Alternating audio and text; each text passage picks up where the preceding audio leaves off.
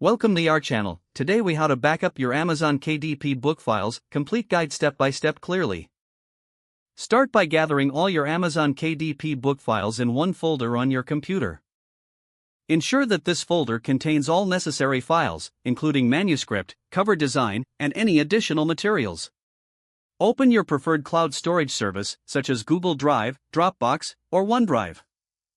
Log into your account or create a new one if you don't have an existing account. Once logged in, navigate to the Upload section of your cloud storage. Select the folder that contains your KDP book files.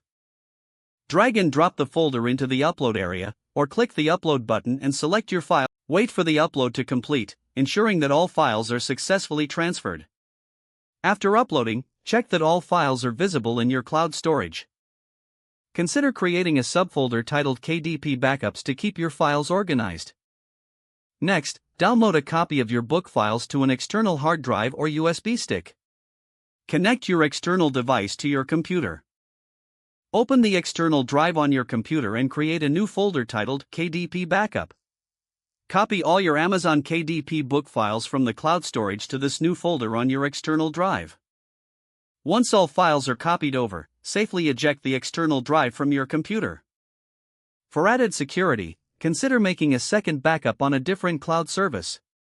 Repeat the upload process with your book files to this alternative cloud storage. Remember to regularly update your backups whenever you make significant changes to your book files.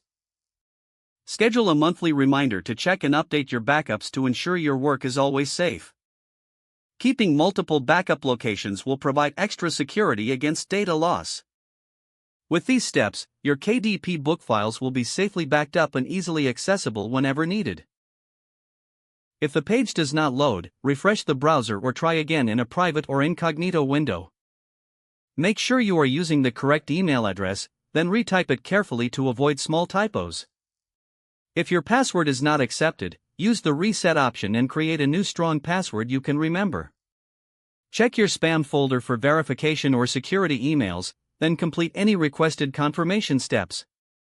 Enable two-factor authentication if available to improve account security and reduce unauthorized access risk.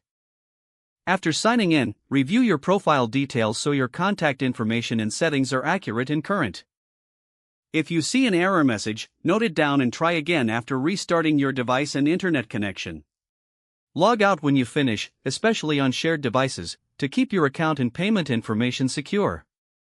Don't forget to like this video and subscribe to our channel for more step-by-step tech guides.